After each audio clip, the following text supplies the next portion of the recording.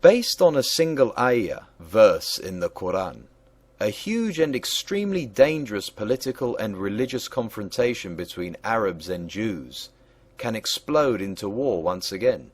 Will you explain the background and ramifications of this very volatile issue? I always like to make our listeners aware of facts that are not common knowledge to most people, whether so-called believers or unbelievers.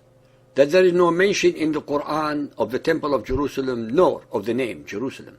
That every single encounter by Muhammad with the angel Gabriel, who was allegedly revealing the Quran to him, was never witnessed by either his wives nor by any of his companions. All we have, and all they ever had, are Muhammad's unverified and unsubstantiated assertions that he did. On the one hand, every single miraculous encounter of Muhammad occurred in the dead of night without any witnesses. On the other hand, the miracles that Moses performed were witnessed by the whole of the Israelite and Egyptian peoples in broad daylight. I shall address this subject linguistically and historically. Now I shall recite the single verse in the Quran upon which an incredible myth was created, the results of which reverberate 1,400 years later in the 21st century. Surah Al-Isra 17.1.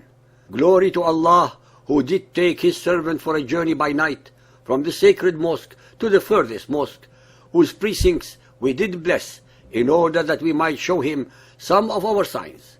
For he is the one who heareth and seeth all things. Subhanul ladhi asra bi'abdihi laylan min al-masjid al-harami ila al-masjid al-aqsa الذي باركنا حوله لنريه من آياتنا إنه هو العليم البصير. The claim by the followers of Muhammad for Jerusalem as their third holiest place is founded on the interpretation of this verse. Are these interpretations true, factual, or historical? Surah Al-Isra 17.2.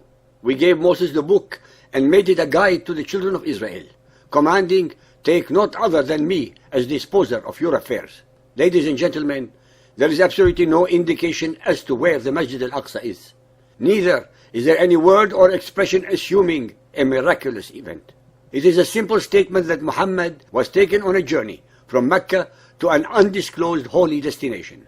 Based entirely on this verse, it is impossible to connect this alleged event to any point on earth, let alone Jerusalem. Moreover, the very next verse jumps from the 7th century AD to the 15th century BC of Moses without batting an eyelid, although the two subjects have absolutely no relevance to each other. If the event mentioned above were truly miraculous, there would have been more verses to follow extolling and elaborating upon the subject. Nothing of the kind can be found in the Quran. No mention of Buraq, of Gabriel, of meeting previous prophets, of 7 heavens, or of Jerusalem.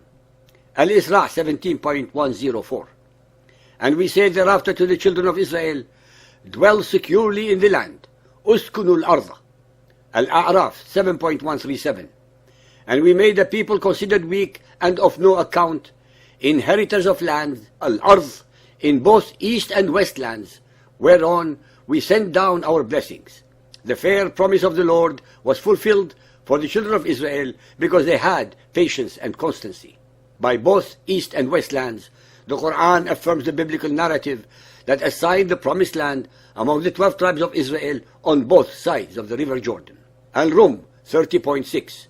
It is the promise of Allah. Never does Allah depart from His promise. Since Allah never departs from His promise, how then can the Muhammadans assert that He has done so in the case of the promised land? Are they reinterpreting the Quran to suit their agenda? But this is blasphemy. The next verse is of extreme importance, since it reveals the fallacy of the adjective furthest. Al-Rum 30.2. The Roman Empire has been defeated in a land close by. Abdullah Yusuf Ali, the translator of the Quran, explains very clearly the meaning of these verses and says, the remarkable defeats of the Roman Empire under Heraclius were not merely isolated defeats. The defeat in a land close by must refer to Syria and Palestine. Jerusalem was lost in 614-15 AD, shortly before the surah was revealed. If in a land close by is Palestine, Syria, how could the Temple of Solomon in Jerusalem be the furthest mosque? After all, Muhammad's mosque was in Medina, and no others are mentioned in the Quran. How can the same point on earth, Jerusalem, be both the furthest and near? This event presumably occurred just before Muhammad migrated to Medina in 622 AD. For the next 150 years, no one ever connected the night journey to Jerusalem or anywhere else for that matter. Once again, there was no mention of Buraq, Gabriel, or Jerusalem. Then enters Muhammad ibn Ishaq, and his biography of Muhammad called Sirat Rasulullah, page 181, section The Night Journey and the Ascent to Heaven. Ibn Ishaq admits that he patched together assorted stories regarding an alleged miraculous journey that Muhammad had on an animal called Buraq to Jerusalem, then the seven heavens and back to Mecca in one single night. This became one source among others of the worst case of deceptions and contortions of facts, history and religion propagated by the hadiths that had ever been perpetrated upon the human consciousness since the beginnings of recorded history. It is upon these unfounded and unsubstantiated lies that the Arabs and the followers of Muhammad lay their claim upon Jerusalem.